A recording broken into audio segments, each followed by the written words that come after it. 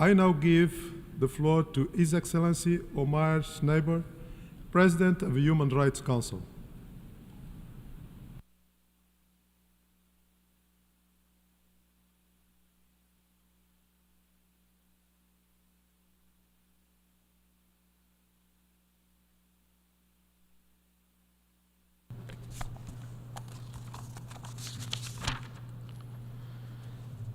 Thank you, Mr. Vice President, Excellencies, distinguished delegates. It is an honor for me to address the General Assembly today in my capacity as President of the Human Rights Council and present to you the annual report of this essential organ. Allow me to begin by extending my congratulations to the newly elected members of the Council. The annual report I am presenting this morning and its addendum contain the resolutions, decisions, and President's statement adopted by the Council at its 3 regular sessions in 2024. During this reporting period, the Council adopted a total of 139 texts addressing a wide range of thematic and country-specific human rights issues. Despite the international atmosphere, as well as lack of financial resources, the Council advanced in its work to promote and protect human rights by facilitating dialogue and limiting the polarization that threatens the capacity of the Council to fulfill its important mandate and tasks. It is also important to underline that the Council has worked and still works almost on a permanent basis throughout the year, given the diversity and the weight of the issues and matters it has to deal with, as well as the active involvement of its membership and all stakeholders, as illustrated by new thematics introduced this year and the adoption of related new texts.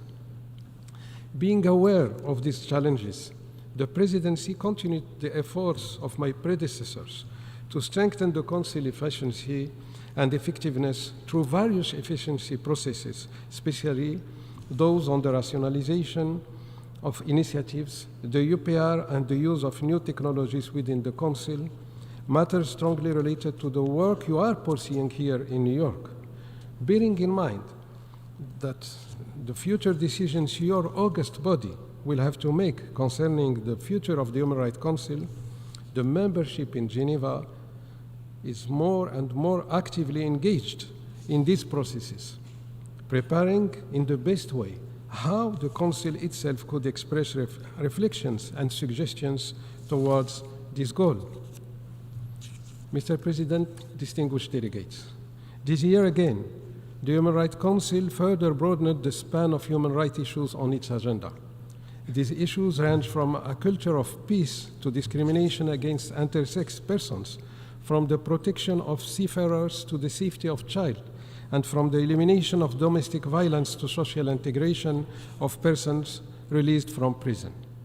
These new thematic resolutions bring with them newly mandate activities such as reports, studies, workshops, panel discussion, and intersessional meetings. The Council also continued to focus its attention on technical assistance and capacity building in many countries. Throughout its 3 regular sessions this year, the Council also dealt with the human rights issues linked with the current conflicts around the globe, especially those affecting civilian populations and creating harsh tensions at the international level and having negative consequences in relation to the respect of international humanitarian law. The Council has regularly pronounced itself and drawn attention to the importance of protecting civilian populations and respecting international human rights obligations, be it in the Middle East, Europe, Africa, and other situations having severe impact in terms of respect or disrespect of human rights. Among the resolutions adopted by the Council this year, some made recommendation to you, to the General Assembly. For example, Resolution 55/20 on the situation of human rights in Myanmar, Resolution 22 on the situation of human rights in the Syrian Arab Republic, and Resolution 55/28 on the human rights situation in the occupied Palestinian territory, including East Jerusalem. Moreover, Council Resolution 5725 encourages the General Assembly to proclaim a second international decade for people of African descent. And Resolution 15 invites the General Assembly to consider holding a high-level preliminary meeting on the occasion of the 20th anniversary of the United Nations Declaration on the Rights of Indigenous People. Additionally, in April of this year, the Council adopted by consensus decisions 116, through which it requested the General Assembly to consider authorizing the Human Rights Council to continue its practice and using remote participation modalities for all its future formal and informal meetings during its session, its organizational and international meetings, the meetings of its subsidiary bodies and mechanisms, including the Working Group on the Universal Periodic Review, in accordance with the relevant resolutions of the General Assembly and the Human Rights Council. Mr. President, Vice President, distinguished delegates, the Council Universal Periodic Review continues to be one of the most result-oriented processes of the Council, creating a positive, constructive atmosphere within the Council. The Council Annual Panel discussion on technical cooperation and capacity building put a particular focus this year on the implementation of UPR recommendations. During the discussion, states from all regions made calls to prioritize funding for the implementation of UPR recommendation. Interaction with special procedures remains one of the Council's essential activities, especially given their role to clarify situations and answer important questions as requested by their mandates, which is why the norms and principles governing this mechanism must be preserved and respected, to allow the Council to achieve its duties in conformity with the decision it takes on various issues. This, while also keeping in mind the diversity of the thematics and issues dealt with by the special procedures and the necessity for the Council to consider the outcomes in an acceptable and rationalized approach. It is in our best interest to cooperate with all the mandate established by the Council. By its nature, the Council should be inclusive at the utmost. In this regard, I wish to strongly underline the important role being played by the small island developing state and the least developing countries in the Council's work and deliberations.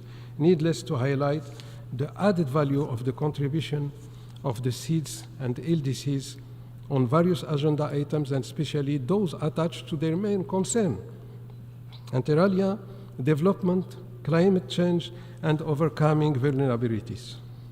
This is why all efforts must be extended to put into place the necessary logistics to facilitate such contributions to the Council's work.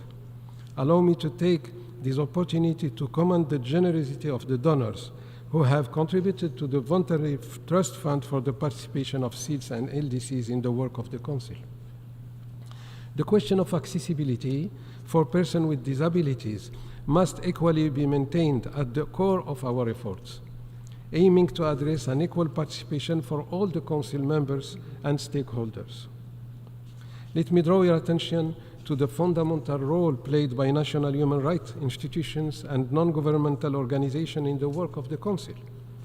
They enrich our debates by bringing a unique perspective along with detailed information based on their first-hand knowledge and proximity with the field close to the population the Council is mandated to serve. Monsieur le Vice-président, Excellences, Mesdames et Messieurs, je prends aussi la liberté, dans la présentation de ce rapport, de mettre en évidence les initiatives que la présidence marocaine a encouragées durant les travaux de cette année.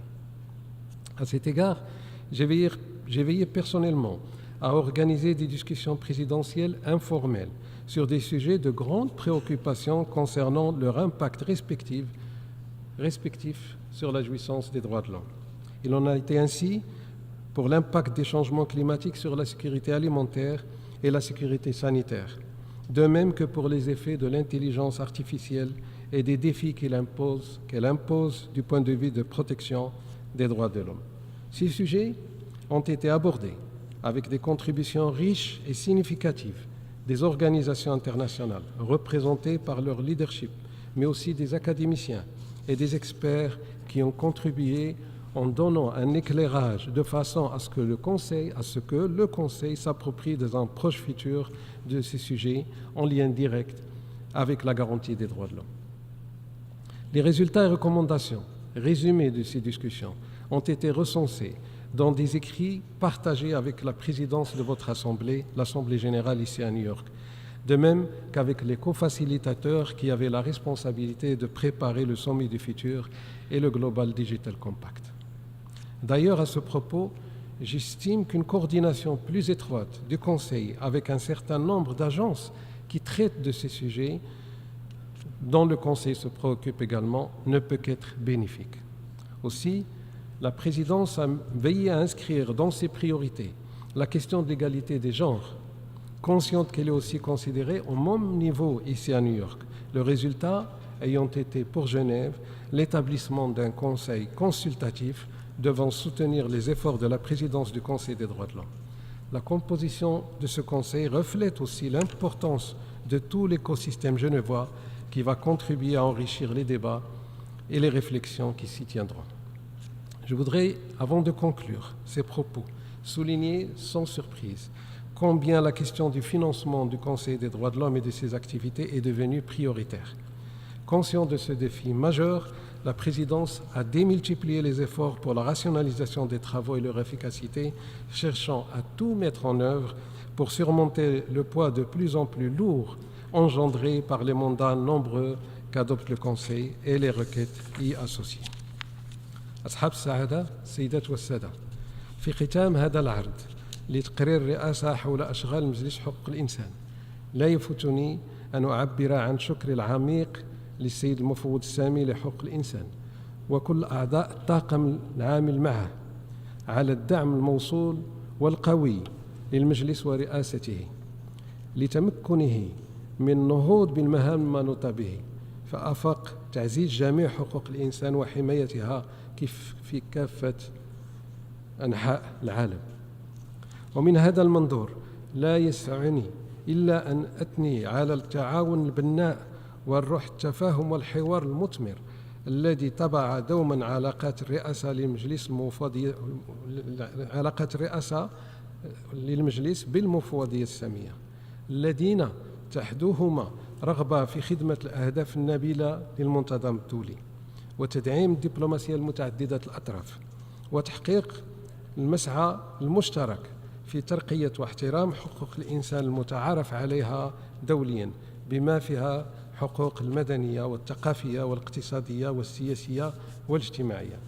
This was, Mr. Vice President, the presentation of the report of the Human Rights Council of this year to the General Assembly. I thank you, Excellency. Likewise, I would like to thank all the distinguished delegates. Thank you. I thank the President of the Human Rights Council.